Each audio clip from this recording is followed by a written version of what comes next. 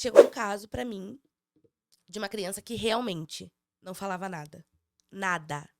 Era assim, eu brinco que não saía nem vento da boca dele, nada. E ele Ficava já só quietinho. só quietinho. E ele já tinha 3 anos e meio. Então, assim, 3 anos e meio, uma criança. E ele não falava nada, balbuciava muito, muito, muito, muito pouco. Então, assim, muito pouco mesmo. Só que a interação dele era boa, comunicação não verbal boa. Aí a gente, pô, alerta. Mas não é TEA.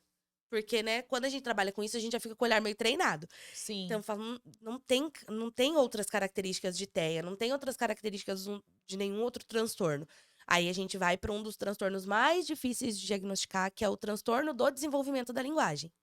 Né? Então, existe esse transtorno, só que ele é difícil de diagnosticar porque ele tem que ser persistente. Então, tem que ter passado alguns anos e ele não pode ser comorbidade de nada. É ele purinho, sozinho. Então, é muito mais difícil de diagnosticar.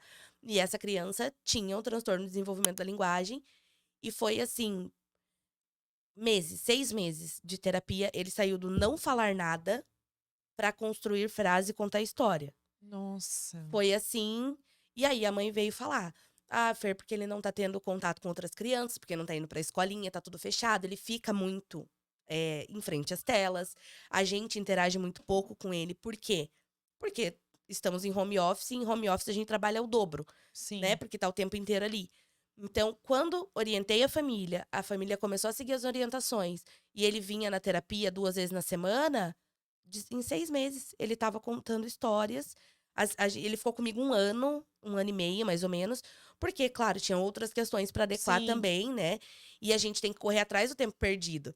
Então, ele ficou comigo 1 ano e meio, mas assim, em 6 meses a gente já viu uma mudança drástica. Puxa, que legal. Imagina a Nossa. transformação da família, né? Sim, Mas e os exercícios, Fer? Como é que é? Porque uma criança pequena, né? Como sim. que é o exercício? Eu tenho curiosidade de saber. Então, assim, quando a gente fala de desenvolvimento de linguagem, a gente vai estabelecer objetivos. Geralmente, o mais comum os objetivos iniciais são aumentar o repertório verbal dessa criança, aumentar a quantidade de palavras que ela fala, principalmente de nomeação e de solicitação. Então, a gente, de uma forma lúdica, a gente vai criando situações no consultório durante a brincadeira. A gente vai criando situações no consultório onde a criança tem que falar as palavrinhas que a gente elenca ali com a família, né? Então, por exemplo, começamos com dá, mais, sim e não. Vamos trabalhar essas hoje na sessão de hoje. Maravilha. Então, dentro da sessão, eu vou criar situações onde a criança vai ter que falar o sim, o não, o dá e o mais. Então, e aí eu sempre vou dando modelo para ela junto. Quando a gente fala de desenvolvimento infantil, principalmente intervenção precoce, quanto mais dicas eu der, melhor. Então, eu vou dar dica auditiva, que sou eu falando, o modelo. Eu vou dar dica visual, ou seja, ela vai olhar a minha boca, eu falando mais. E aí a gente pode colocar um sinal, por exemplo, junto. Então, quando eu vou trabalhar o mais, no comecinho da palavra, então a gente faz mais, para ele lembrar do ato motor, como que a boquinha faz. Então a gente dá todas essas dicas. Quando ele adquire essa palavra, essas dicas vão saindo.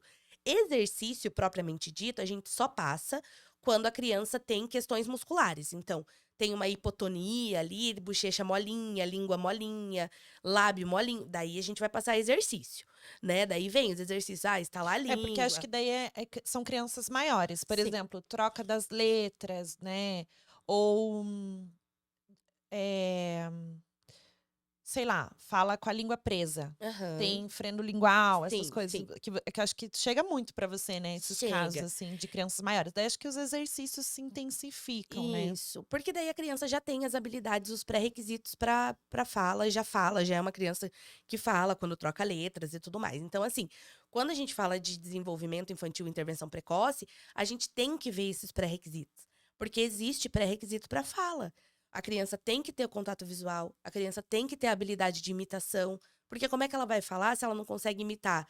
Se ela não consegue me imitar batendo palma, ela vai conseguir imitar a minha língua subindo? O meu lábio fechando? É. Tem que ter essa habilidade de imitação, a criança tem que ter intenção comunicativa, a criança tem que ter uma atenção compartilhada, então ela tem que saber o brincar, né? Mesmo que seja um brincar de causa e efeito, que é encaixar o negocinho ali, jogar a bolinha, mas ele tem que saber. Então, esses são pré-requisitos para fala. Às vezes, chegam crianças que não têm nenhum desses pré-requisitos. Então, antes de eu trabalhar a fala, eu vou trabalhar os pré-requisitos. Sim. Não adianta pular etapa, né? Então, imagina assim, uma criança que não engatinhou, por exemplo, já começou a andar direto. Lá na frente vai fazer falta esse engatinhar, Sim, com certeza. né? Então, Lembra que eu falei, né? Antes de tudo, vem o explorar o sim. movimento. Agora, Ah, meu filho anda direto, não engatinhou. Sim, mas será que aquele ambiente estava adequado? Será que realmente você deixou ele no chão? Ou será que deixou só na cadeirinha, só naquele bebê conforto, naquela que balança, ou só no berço? sim, Uma criança, ela precisa de movimento sim, para desenvolver a fala, sim.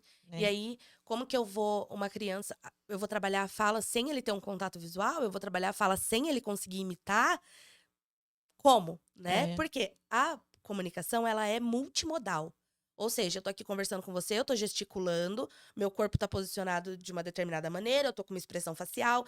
Tudo isso faz parte da comunicação. Tudo está comunicando, né? Sim. Então, imagina, eu tô aqui falando com você, de braço cruzado, com a cara fechada. Você vai falar, nossa, ela tá falando toda simpática, mas dá pra ver que ela não queria muito estar ali, Sim. né? Então, Isso é tudo, PNL, né? Programação neurolinguística. Tem tudo. tudo a ver com a forma de linguagem, o corpo fala, tudo fala. Sim, tudo A fala. gente se comunica o tempo todo, né? Sim. Então, E aí, como é que eu vou fazer uma criança falar se ele não consegue identificar uma expressão facial? Se ele não consegue me imitar dando tchau, mandando um beijo, né? Então, tem todos esses pré-requisitos. Então, quando as crianças chegam no consultório, vamos fazer uma avaliação completa de linguagem, né? Às vezes a mãe fala: "Ah, mas ele já fez avaliação com outra profissional", mas o jeito que ele estava com a outra profissional não é o jeito que ele vai estar comigo. Já passou um tempo, né? E quando eu faço a avaliação, eu sempre peço para as mães: "Me manda videozinho, me manda vídeo dele. uhum, Mas o que que você quer que ele faça?" "Não, eu quero que você uma hora que você fala assim: 'Nossa, que coisa legal que ele tá fazendo', você filma e me manda". Por quê? Porque eu preciso avaliar como é que é esse ambiente em casa. A criança não é a mesma com a mãe e com o terapeuta.